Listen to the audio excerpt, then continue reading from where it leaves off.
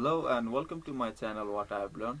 यो च्यानलमा चाहिँ म तपाईहरुलाई इन्फर्मेटिभ भिडियोहरु शेयर गर्ने गर्छु र आजको यो भिडियोमा चाहिँ म तपाईहरुलाई मेरो शेयरको वेबसाइट अथवा एपबाट चाहिँ कसरी शेयरको कारोबार हुन्छ र यसको सबै इम्पोर्टेन्ट फिचरहरुको बारेमा एक्सप्लेन गर्न जाँदैछु। मेरो शेयर कसरी युज गर्ने के कस्तो हुन्छ भन्ने सबै डिटेलहरु प्रोवाइड गर्न जाँदैछु। सो भिडियो चाहिँ लास्टसम्म हेरिदिनु होला र भिडियो अगाडि बढ्न अगाडि चाहिँ don't forget to subscribe my channel so that you can catch up to my upcoming videos in upcoming dates. Thank you. So first कुरा यहाँ तपाईले मेरो स्क्रिनमा हेर्न सक्नुहुन्छ यो चाहिँ मेरो शेयरको वेबसाइट हो। यसको मोबाइल एप पनि हुन्छ र यो यसको डिटेल लिनको लागि चाहिँ फर्स्टमा चाहिँ तपाईसँग डिम्याट अकाउन्ट हुनुपर्छ। म तपाईलाई डिटेलमा भनिदिन्छु। यसको चाहिँ तीनटा स्टेप हुन्छ। फर्स्ट चाहिँ तपाईले डिम्याट लिनुपर्ने हुन्छ। डिम्याट भनेको चाहिँ बैंकमा खातामा पैसा हाले जस्तै डिम्याट भनेको चाहिँ शेयर राख्ने खाता हो है। अनि त्यसमा गएपछि तपाईले आफ्नो बैंकमा गएर मेरो शेयरको फर्म भर्नुपर्छ। त्यसको लागि चाहिँ 50 रुपैयाँ जस्तो चार्ज हुन्छ र अर्को भनेको चाहिँ सीआरएन नम्बर दिनुपर्ने हुन्छ। सीआरएन नम्बर भनेको चाहिँ तपाईको आईपीओ हरु भर्ने बेला चाहिँ जति अमाउन्टको भर्नुहुन्छ त्यो अमाउन्ट चाहिँ होल्ड गरेको राख्नको लागि परमिसन मात्र मागेको हो। यो चाहिँ एकदम सिम्पल कुरा हो। सो यति कुरा भइसकेपछि तपाईलाई बैंकले त्यसपछि चाहिँ मेरो शेयरको आईडी पठाउँछ र आईडी पठाइसकेपछि जीमेलमा हेर्नु र अनि यहाँ हेर्न सक्नुहुन्छ डिपोजिटरी पार्टिसिपेन्ट भन्नेमा चाहिँ आफ्नो बैंकको डिटेल राख्नु। बैंक भन्दा नि क्यापिटल हुन्छ। त्यसपछि युजर नेममा चाहिँ तपाईले आफ्नो डिम्याटको लास्टको 8 वटा नम्बरको डिजिट हुन्छ त्यो हाल्नु पर्ने हुन्छ। अगाडिको 5 वटा भनेको चाहिँ त्यो चाहिँ बैंकको डिटेल हुन्छ र पासवर्ड चाहिँ फर्स्टमा चाहिँ एटीएममा पिन कोड आएको जस्तो आएको हुन्छ त्यो हालेर चाहिँ पछि तपाईले चाहिँ चेन्ज गर्नुपर्ने हुन्छ लगइन गरेर।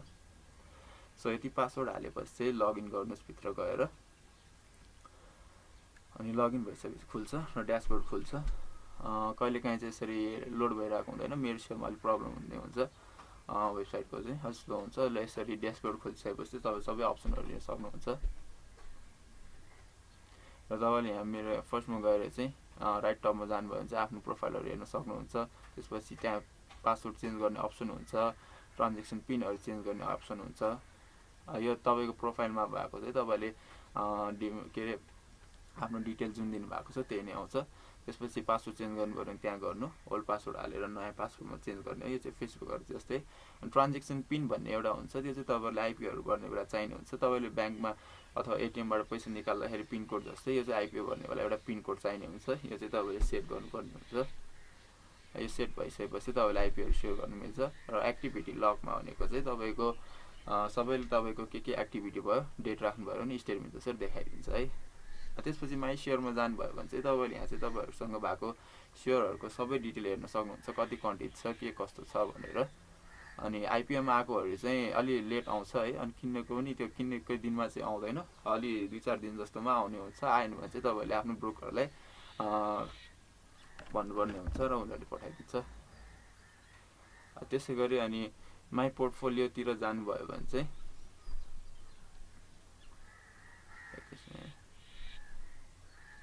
त्यसैगरी आफ्नो माई पोर्टफोलियोमा जानु भयो भने चाहिँ तपाईकोसँग भएको शेयरको क्वान्टिटी र शेयरको अमाउन्ट कति छ भनेर हेर्न सक्नुहुन्छ। अब हिजोको दिनमा कति भ्यालुएसन भएको थियो त्यो शेयरको र आजको दिनमा चाहिँ कति भ्यालुएसन बढेको छ तिनीहरु चाहिँ तपाईले माई पोर्टफोलियोमा हेर्न सक्नुहुन्छ। तपाईको पोर्टफोलियोको भ्यालु के कति छ के कस्तो छ भनेर चाहिँ तपाईले माई पोर्टफोलियोमा गएर हेर्न सक्नुहुन्छ। यो चाहिँ मोस्टली चेन्ज नै भइरहेको हुन्छ। त्यसपछिको अर्को इम्पोर्टेन्ट स्टेप भनेको चाहिँ तपाईले आफ्नो मेरो शेयरमा चाहिँ आफ्नो बैंक डिटेलहरु कनेक्ट गर्नुपर्ने हुन्छ। यो चाहिँ तपाईले आफ्नो अब आईपीओहरु भर्नको लागि पनि कुन अकाउन्टबाट पैसा तान्ने भन्ने र कनेक्ट गर्नुपर्ने हुन्छ। अनि त्यसैगरी अब शेयर बेचिसकेपछि कुन अकाउन्टमा पैसा आउने भन्ने हिसाबले पनि तपाईले यो के बैंक डिटेल चाहिँ भर्नुपर्ने हुन्छ। यो चाहिँ सिम्पल हुन्छ। माई बैंक रिक्वेस्टमा गएर तपाईले चाहिँ बैंक डिटेल दिनुस् र त्यो मेरो बटममा भएको जस्तो स्ट्याटसमा चाहिँ तपाईले डिटेलहरु भरिसकेपछि पेन्डिङ देखाउँछ। अप्रुभ भइसकेपछि अप्रुभ हुन्छ। या के दिनमा त हुँदैन, मेनली 2-4 दिन जस्तो चाहिँ लाग्ने हुन्छ। भएन भने चाहिँ आफ्नो बैंकमा गएर भन्नु। अनि त्यसपछि आईपीओहरु भर्नको लागि चाहिँ माई आजबा अप्सनमा गएर एप्लाई फर इस्युमा हेर्नु। त्यहाँ चाहिँ आको आईपीओहरु चाहिँ सबै लिस्टेड देखाइरहेको हुन्छ। अब अहिलेको लागि चाहिँ डिभेन्चरको मात्र रहेछ यहाँ चाहिँ 8.5% को। डिभेन्चर भनेको चाहिँ तपाईले दिने लोन जस्तो हो आईपीओ भन्दा नि है। त्यसमा गएर एप्लाईमा जानु र तपाईको के डिटेल छ त्यो शेयर आईपीओ को डिटेलहरु मजाले हेर्नु। अनि त्यसै गरी ब्याङ्कमा चाहिँ कुन ब्याङ्कमाबाट एप्लाई गर्न लाग्नु भएको त्यो ब्याङ्क हाल्नु, अनि एकाउन्ट नम्बर कुनबाट हो त्यो हाल्नु, र कति किता हाल्ने हो भनेर हाल्नु। मैले चाहिँ 100 हालिदिएँ जस्ट फर इक्जाम्पल है। अनि त्यसको एमाउन्ट तल देखाइदिन्छ, अनि तल चाहिँ सिआरएन नम्बर भन्ने हुन्छ है। सिआरएन नम्बर भने चाहिँ मोस्टली चाहिँ तपाईँको ब्याङ्ककै एकाउन्ट नम्बर जस्तै हुन्छ, नत्र त्यस्तै त्यसकै हाफ टाइपको त्यस्तो मात्र हुन्छ है। तपाईँको ब्याङ्कको एकाउन्ट नम्बर नै हुन्छ मोस्टली चाहिँ त्यो सिआरएन नम्बर भने चाहिँ। तर तपाईँले त्यो एउटा फर्म चाहिँ भरेर आउनुपर्ने हुन्छ।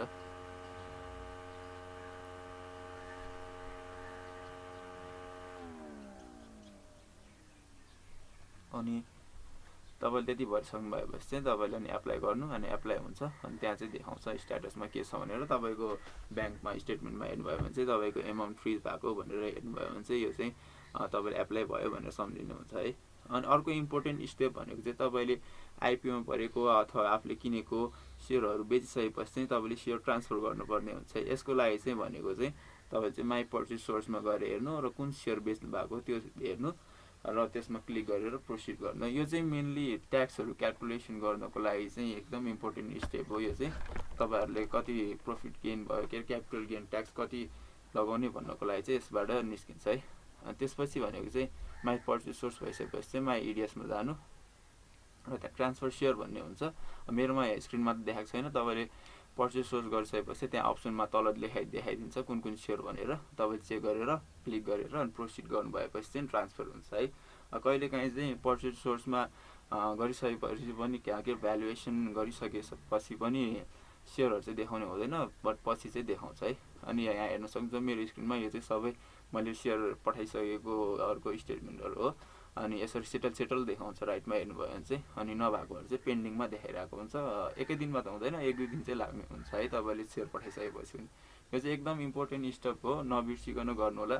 नत्र 1 या 2 दिन जस्तोको टाइम हुन्छ, त्यतिमा पठाउनु भएन भने तपाईँहरूलाई चाहिँ सेयर बेचेको एमाउन्टको 20% फाइन लाग्न सक्ने चान्स हुन्छ। सो यो चाहिँ एकदम इम्पोर्टेन्ट स्टेप हो, सबैले नबिर्सिकन यो चाहिँ गर्ने होला है। मोस्टली मान्छेलाई चाहिँ यसको बारेमा थाहा हुँदैन। सो एकदम 20% फाइनको चाहिँ चार्ज लागिरहेको भनेको मैले चाहिँ मोस्टली सोसियल मिडियाहरूमा देखिरहेको हुन्छ स्ट्याटसहरू चाहिँ।